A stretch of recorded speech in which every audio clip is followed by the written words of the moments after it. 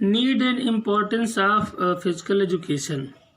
Physical education development pupils' physical competence and confidence, and their ability to use these to perform in a variety of activities. It promotes skills, physical activities, physical development, and knowledge of the body in action. It provides opportunities for students to be creative, competitive, and to face the different challenges in individual and in a group and teams, and promote positive attitudes towards an active and healthy lifestyle. तो physical education में जो आवश्यकता है, क्या क्या important है, तो physical education develop peoples physical competence and confidence. तो इससे फिजिकल एजुकेशन के माध्यम से हम अपनी क्षमताओं को और अपने विश्वास को हम बढ़ा सकते हैं, और अपनी जो ability to use then to perform a variety of activities, और जो तरह तरह की जो क्रियाएं होती हैं, वैराइटीज़ ऑफ एक्टिविटीज़ होती हैं, हम उनको प्रमोट कर सकते हैं। जो हमारी स्किल्स होती हैं उनको हम आगे बढ़ा सकते हैं। तो इसके माध्यम से and it provides opportunities for student to be creative, competitive and face different challenge. और स्टूडेंट्स को बहुत सारी अपॉर्चुनिटीज़ दिलाती हैं। डिफरेंट टाइप के जो चैलेंज होते हैं उनसे उन चैलेंज से लड़ना सिखाते हैं, उनको चैलेंजेस को स्वीकार करके आगे बढ़ना सिखाता है। तो हमें ये सारी चीज़ें का भी नॉलेज मिलता है। Physical education contributes to the overall development of the child. Physical education किसी भी स्टूडेंट का, किसी भी बच्चे का ओवरऑल पूरे शरीर का जो डेवलपमेंट होता है उसमें बहुत ही सहायक होता है और अपनी भूमिका को अदा करता है। Because of the advance technology the life style of the people has changed. क्योंकि आज के समय में एडवांस टेक्नोलॉजी की आ जाने से लोगों की जो दिनचर्या है, जो लाइफ स्टाइल है, जीवन शैली में बहुत ही व्यापक रूप से बदलाव आ गया है। अब इस व्यापक रूप से जो बदलाव आया है उसमें हम कैसे आगे बढ़ते हैं, तो हम physical activity in daily life is limited to switching on and off the remote control of every instrument and electronic devices. For example, opening of computer, television, telephones, music system and other household gadget etcetera. तो technology के changes हो जाने से आजकल सारा सब कुछ remote system से हो गया है। चाहे फिजिकल एक्टिविटी, डेली की फिजिकल एक्टिविटी हो, तो स्विचिंग एंड ऑफ हम बटन ऑन करते हैं तो सब कुछ दिखने लगता है, ऑफ कर देते हैं सब कुछ बंद हो जाता है। उसी तरह से हमको अपने आप को बनाना है, क्योंकि हर इंस्ट्रूमेंट में इलेक्ट्रॉनिक डिवाइस लगी हैं, जैसे ऑपरेटिंग कंप्यूटर, टेलीविज़न, टेलीफोन जितने भी हैं, तो हमको उसके हिसाब से अपने आप को ढालना पड़ेगा, और फिजिकल एजुकेशन के माध्यम से हमको इसकी जानकारी मिलती है।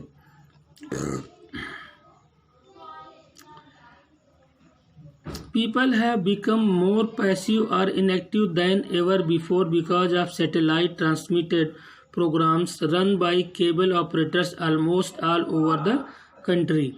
In the new millennium, school-going population will like to watch such program to satisfy their feelings of thrill and excitement by passive participation instead of active participation in physical activities. तो इतनी सारे आजकल के स्कूल भी जनसंख्या को देखते हुए अपने स्कूलों में तरह तरह के प्रतियोगिताएं, क्रियाओं को कराने का निश्चय करते हैं, और लुभावने खेलों को भी बढ़ावा देते हैं, जिससे कि उनके स्कूलों में बच्चे जो है क्रिएटिव हो, चैलेंजेस को स्वीकार करने के अंदर क्षमता हो, कम्पिटिटिव हो, किसी भी प्रतिस्पर्धा में पार्टिसिपेट करने का उनके अंदर एक जज्बा मौजूद हो। तो ये सारी चीज़ें स्कूल आजकल प्रोवाइड कराते हैं, और हाईटेक होते चले जा रहे हैं। तो एक फिजिकल एजुकेशन के टीचर को भी समय के साथ अपने आप को बदलते रहना भी बहुत ज़रूरी होता है, क्योंकि जो ओल्डेस्ट से जो आज का जो मॉडर्न युग आया है तो उसमें से आने में बड़ा वो लगता है, समय लगता है। इसलिए हमें हर चैलेंजेस को स्वीकार करने की हमारे अंदर क्षमता होनी चाहिए। Inactivity will have an adverse effect on the health of the child to great extent. To keep oneself physically fit and healthy, minimum activities are required at every stage of human life. For example, बहुत कम activities की requirement होती है कि मानव के जीवन में, और बच्चे को जो है उसका जो एक्सटेंट होता है तो उसको गेन करने के लिए टू कीप वन सेल्फ, अपना एक उद्देश्य बना कर रखना चाहिए कि हमको फिजिकली फिट रहना है, स्वस्थ रहना है, और मिनिमम एक्टिविटीज़ की रिक्वायर होती है। और every stage of human life, तो मानव के हर जीवन के हर स्टेज पर मिनिमम एक्टिविटीज़ की आवश्यकता होती है हेल्दी और फिट रहने के लिए। अगर हम उसको अपने हर स्टेज के समय में अगर उचित प्रिकॉशन लेते रहें और एक्टिविटीज़ करते रहें तो हम डिसीज़ फ्री रह सकते हैं। During childhood, physical activities are required for psychic development, proper growth and development of mind and body. तो ड्यूरिंग चाइल्डहुड फिजिकल एक्टिविटीज़ में बच्चों जो हमारी बचपन की अवस्था होती है उसमें हमको सोमैटो साइकिक डेवलपमेंट हमारा होना चाहिए। Proper growth and development, proper growth होनी चाहिए, और बच्चे का जो दिमाग और शरीर का विकास करना चाहिए। During adulthood physical activities are required to maintain good health and fitness. जब हम युवावस्था में आ जाते हैं तो फिजिकल एक्टिविटीज़ रिक्वायर होती है, हमारे जो स्वास्थ्य होता है, जो फिटनेस होती है, उसको ग्रोथ करने के लिए। During old age physical activities are required to prevent and treat any possible physical ailment in vital organs and keep oneself independent and physically fit. और जब हम ओल्ड एज में जाते हैं तो फिजिकल एक्टिविटीज़ बहुत ज़रूरत पड़ जाती है। हमारे शरीर में होने वाले जो फिजिकली अलाइनमेंट हैं उनको दूर करने के लिए, तो और हमारे जितने भी आर्गन्स हैं उनको स्वस्थ रखने के लिए हमें उसकी तरफ अपने फिजिकल ग्रोथ की तरफ इम्प्रूवमेंट लाने के लिए करना पड़ता है। Then development of physical education post independence, या हम changing trends in physical education. What kind of changing in physical education? In 1948, National Cadet Corps (NCC) and Auxiliary Cadet Corps (ACC) at schools and college level we were introduced, and Asian Games Committee was constituted. तो last year की अपेक्षा अगर हम देखें तो आजकल students की सोच काफ़ी अलग होती है, और एक ये तथ्य है कि हमारा जो सोशल है, जो कम्युनिटी है, जो फैमिली है, उसकी जो स्ट्रक्चर है, जो संरचना है, तो चेंजिंग के लिए और आज के मॉडर्न तरीके के जो टेक्निक्स है उसके जो रिजल्ट आते हैं, श्रिंकेज, ये सभी जो ये स्ट्रेंथ होती है तो मॉडर्न यूथ वर्ग को बहुत प्रभावित करती है। तो ये परिवर्तन सारे समाज को विशेष रूप से एजुकेशन को प्रभावित करते हैं।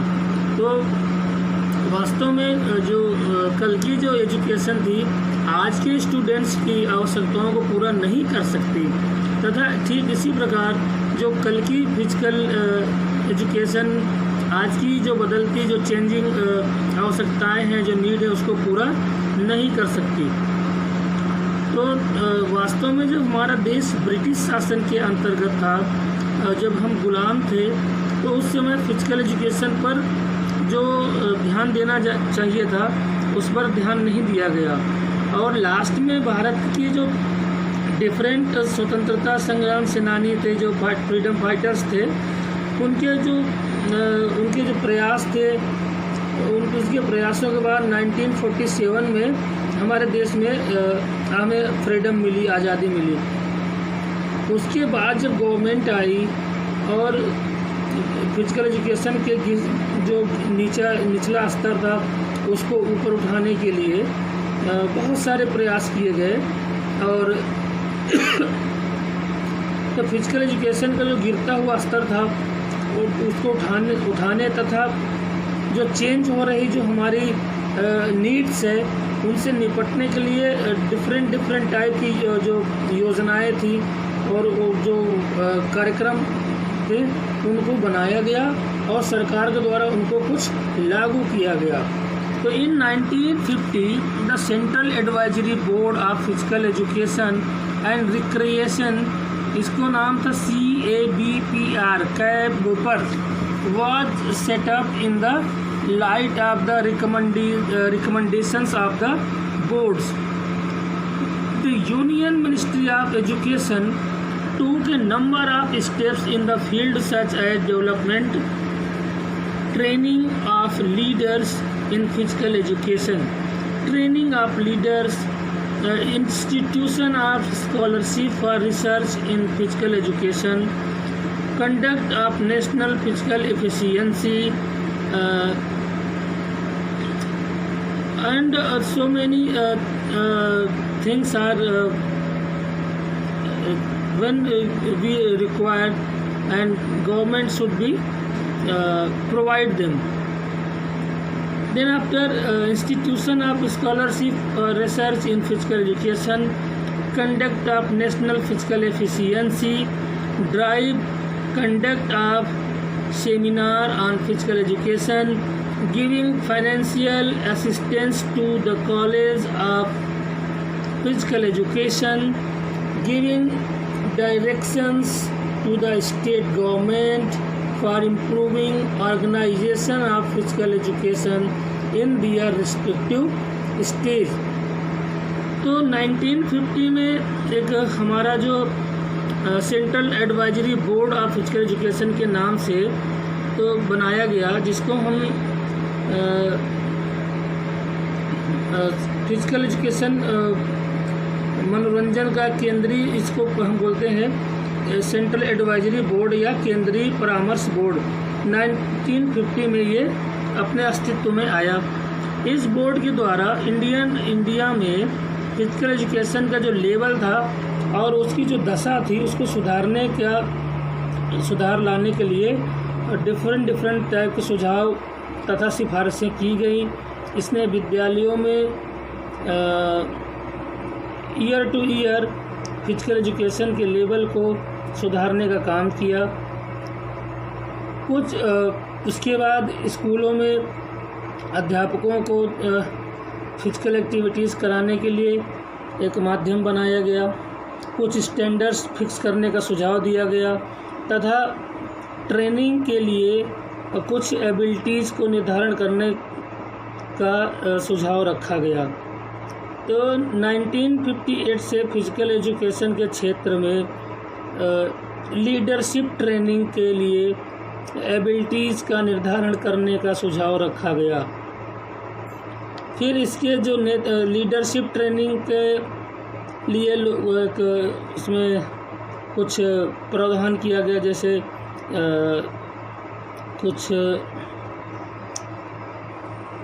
जैसे कि अपने शब्दों में हम कह सकते हैं कि छात्रवृत्ति हम कह सकते हैं, कुछ मतलब लोगों को प्रलोभन देने के लिए कि इससे लोग जब जुड़ेंगे तो देश में कुछ इसका जो है सुधार आएगा। देन आफ्टर 1954 में स्पोर्ट्स का जो लेवल है उसको बढ़ाने के लिए ऑल इंडिया स्पोर्ट्स एसोसिएशन का गठन किया गया और खेलों का स्तर बढ़ाने के लिए अनेक ट्रेनिंग सेंटर शुरू किए गए। और इस जो परिषद बनाया गया उसका रिजल्ट ये निकला कि खिलाड़ियों के लिए कोचिंग कैंप शुरू किए गए और तथा खेलों को बढ़ावा देने के लिए स्टेडियम बनवाए गए, जिम बनवाए गए, स्विमिंग पूल्स बनाए गए। खेलों के विकास पर विशेष रूप से जो हमारे रूरल क्षेत्र हैं उस पर ज़्यादा फोर्स दिया गया। और ओलंपिक खेलों में भारत के गिरते जो परफॉर्मेंस थे, 1958 में एक जांच समिति गठित की गई और इस कमेटी ने राष्ट्रीय खेल संस्थान के गठन की सिफारिश की तथा परिणाम स्वरूप भारत सरकार ने मार्च 1961 में NSNIS का पटियाला में स्थापना किया। नेशनल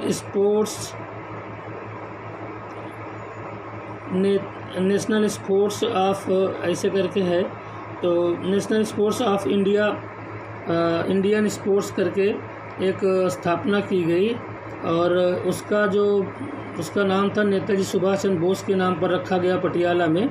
और इसमें इसका जो मेन टारगेट था, मेन अचीवमेंट थी कि खेलों में जो है कोचेस को तैयार करना, ट्रेनर्स की तैयार करना, जब प्रशिक्षकों की तकनीकी स्तर को हाई लेवल का बनाना और स्पोर्ट्स के बारे में जो न्यू जानकारियाँ थी उनको कहीं से भी प्रदान करना और अध्यापकों के लिए जो टीचर्स थे उनके लिए सेमिनार का आयोजन करना और इस तरह से बहुत सारी चीज़ों को करते हुए इसकी स्थापना की गई। तो 1970-71 में हमारे देश में कुछ प्रतिभा खोज के कार्यक्रम किए गए और इन सब प्रयासों के साथ इंडिया में लोग स्पोर्ट्स की ओर इतने आकर्षक मतलब उनका अट्रैक्शन इतना ज़्यादा हो गया कि 1982 में यहाँ पर फर्स्ट टाइम एशियन गेम्स का आयोजन बड़े ही अच्छे तरीके से किया गया। तो इन 1998 the NCERT developed the national curriculum for elementary and secondary education in 1988 to reflect the postulates of the NPE and the program of action. 1986 the main thrust of the exercise was to provide for the national core curriculum in the school syllabus as postulated in the national policy and integrate physical education with the academic programs of the schools. The core curriculum states that health and physical education and sports should be integral part of learning process and be included as the evolution of performance. 1988 में NCERT ने कुछ main curriculum का विकास किया जो elementary secondary education में लागू किया।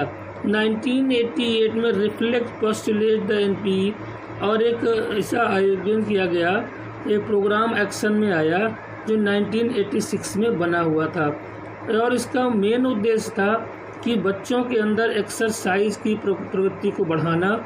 और जैसे ही स्कूल ओपन होते थे तो सबसे पहले प्रेयर के तुरंत बाद बच्चों को 15 मिनट 20 मिनट के लिए एक ऐसा प्रोग्राम देना जिससे बच्चे पूरा दिन पूरी एनर्जी के साथ पढ़ सके, पूरी बिना किसी डिस्क्रिमिनेशन के, बिना किसी थकावट के, बिना किसी स्ट्रेस के पढ़ सकें।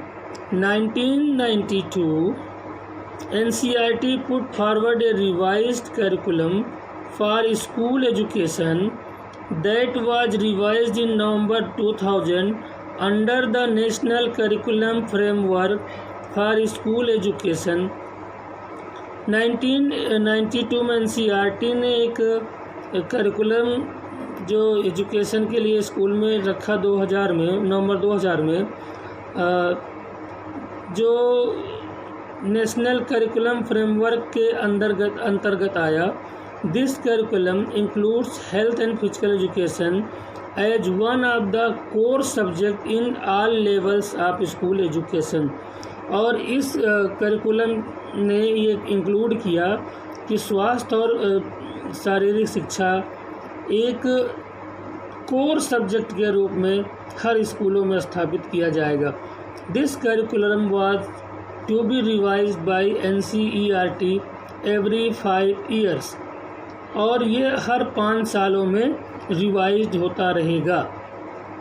In 1993, a National Advisory Committee was set up by MHRD.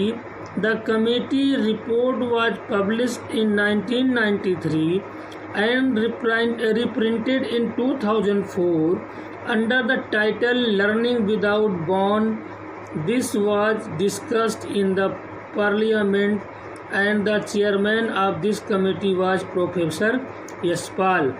1993 में नेशनल एडवाइजरी कमेटी की एक बैठक MHRD के वहाँ हुई and the committee report publish, और जो कमेटी की रिपोर्ट आई 1993 में पब्लिश की गई एंड रिप्रिंटेड 2004 में से फिर से प्रकाशित किया गया। और फाइनली इस टाइटल से जो सीखने को मिला without bond, this was discussed in parliament, और इस पर संसद के अंदर, पार्लियामेंट के अंदर इस पर चर्चा हुई, बहस हुई। और इस कमेटी के जो चेयरमैन थे यशपाल, प्रोफेसर यशपाल थे। This physical education is said to be an ongoing continuous process without a break with participation by the greater number. This is what is required in the country for mass fitness movement and spread of sports culture. The College of Physical Education in the country were asked to reformulate their syllabus for various training classes so that teachers who could handle NFC program could be trained. Physical education के बारे में जब कहा गया कि एक ऐसा संस्था है जो बिना किसी रुकावट के लोगों को एक अच्छा इंसान बना सकता है, बस जानकारी करना और उसके जो एक निर्धारित मूल्य रखे गए हैं उनको पालन करने से, और एक स्वस्थ कंट्री का विकास हम कर सकते हैं। और NFC national fitness centre programme पूरे देश में लागू हुआ, और इसके तहत हमारे देश के अंदर जितने भी शारीरिक शिक्षा के बारे में, चूँकि उस समय हमारे देश का जो हेल्थ स्ट्रक्चर था इतना मजबूत नहीं था, और इससे लोगों को जागरूक करने के लिए, अब फिजिकल अवेयरनेस लाने के लिए लोगों को तरह तरह से तैयार किया गया और फिजिकल एजुकेशन को बढ़ाया गया। और ये बताया गया कि योग के माध्यम से, एक्सरसाइज के माध्यम से, स्पोर्ट्स के माध्यम से, हर तरह की एक्टिविटीज़ करा करके लोगों को फिट किया जा सकता है, और इससे कम हेल्थ पर, जो हमारे देश में हेल्थ स्ट्रक्चर है उस पर प्रेशर कम पड़ेगा, लोग स्वस्थ रहेंगे। और तो इस पर बहुत सारा ध्यान दिया गया और हमारे देश में क्रांति आई, और आज के दौर में वर्ल्ड वाइड क्रांति है फिटनेस के बारे में, और इतना अच्छा इसमें कैरियर है। और अब कल हम कैरियर के बारे में डिस्कस करेंगे आपसे कि फिजिकल एजुकेशन में क्या कैरियर हो सकता है, और कैसे हम अपने आप को फिट रख सकते हैं, और कैसे एक स्ट्रांग मजबूत देश का निर्माण किया जा सकता है। इंटीग्रेटेड फिजिकल एजुकेशन के बारे में भी कल हम बताएंगे आपको। तो बहुत सारी चीज़ें हैं। तो कल तक के लिए बहुत बहुत धन्यवाद। अच्छे से वीडियो देखिएगा, फिर क्वेश्चन का आंसर दीजिएगा।